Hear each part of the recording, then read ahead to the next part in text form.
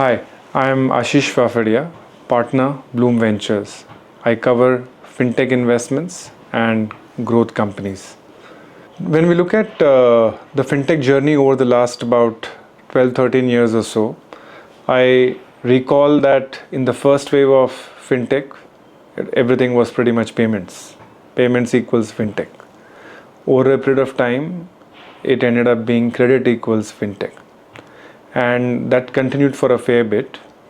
And while that was happening, the Indian ecosystem was trying to chip away with some innovative ideas. VCs were funding stuff, and the government was on its own agenda. They created something which is a massive achievement, which is a digital public infrastructure. And over the last 6-7 years, combined with the digital infrastructure, combined with Aadhaar and the overall developments on Jan Dhan, GST, you have an ecosystem which is in a position to catapult and pole vault into a different area. It offers India a unique opportunity to actually continue its growth rate at a high pace. What I mean by that is, you talk about GDP growth rates of 6.5-7% plus, and I don't think it is possible for an ecosystem to grow without 2-3 fundamental attributes. Firstly, we need financial services to grow much faster than the GDP growth rate. And secondly, you need tech as a core driver of the growth from here on. Because the only way in which we can have inclusive growth rate is by creating access, by making sure that we have a massive amount of food security, we have energy security, and so on and so forth. And if you look at the two clear drivers to all of these patterns, you have financial services and tech as the forefront. Fintech is actually the combination. So no financial services investor would today ignore fintech opportunities, whether early stage or growth. It is only about what exactly in fintech, because it is no longer the ecosystem where payments equal fintech and credit equals fintech. It's actually much wider. And the landscape has shifted very, very fast, very, very dramatically. And it is widened and deepened both. And what you do is going to be material much more rather than doing everything. And anything and everything has an angle which could be taken on as a fintech angle. Every business has an element of payments. Every business needs credit. Every business there is going to be some or the other financial services. So it is fairly all pervasive. So there is a very, very high degree of optimism when it comes to fintech investments in general.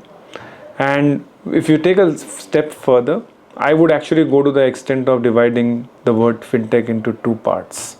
Fin, to me, is financial services, which is essentially the whole approach to the B2C side of things. And then there is tech, which is the infra layer of it. If you look at any bank, any large bank, that's actually also, so to say, a fintech.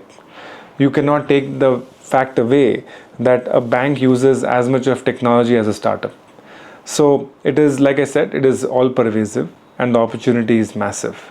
So that's broadly what we do feel in the investor community about fintech. And I would even go on to the extent of saying that thanks to the way we have managed to get deeper on digital public infrastructure, thanks to the fact that the India brand is resonating very well with everything tech grounds up, the opportunities cross-border also have multiplied. We were always looked upon as a jurisdiction which was known for its cost arbitrages, and we never were known for our IP. And fintech is one of those verticals which is at the forefront of putting India on the IP roadmap, thanks to the digital public infrastructure. So the opportunity compounds on that account as well when you add that element of cross-border. I'll just take a step further as to what specifically we look for in an opportunity and how we evaluate everything that we see around fintech. I think there are first a few broad principles that we at Bloom practice very, very consistently all through the 14 years of our journey. We have always been overweight on the founder. And when I say founder, there are 2-3 important factors. One, the founder needs to be fintech native. Now I'm going a little deeper. The whole landscape of looking at the founder as a core constituency is very, very innate across verticals. It doesn't matter whether it's fintech, deep tech, SaaS. It really doesn't matter. Founder, the market opportunity, and the fundability of the idea and the founder combination are the three broad areas in which we classify and rate ourselves and the opportunities. Now, taking it further, when we're looking at fintech, for the founder, we are basically ensuring that we are working with somebody who is a fintech native. Am I trying to say that we will not do an investment with a founder who is not a fintech native? No, I'm not trying to say that. But then the ability of the founder to evolve and the understanding that the founder possesses at this point in time is very, very crucial. Because in terms of its layered approach, in terms of the fast pace of change that is happening, fintech and deep tech are at that extreme where disruptions are happening at a crazy pace, and then there are dynamics which are beyond your control, are manifold. You look at regulatory frameworks, they can change, they can upset the apple cart, they can throw open a lot of opportunities, it can bring much more competitive forces knocking at your door. So there are many layers that matter in financial services and deep tech particularly. So when you look at a founder, the nativity of the founder or the ability of the founder to learn very, very fast and adapt are the crucial factors. The team, it's always come down to one key founder who matters along with the other co-founders, and how well complementing the team is.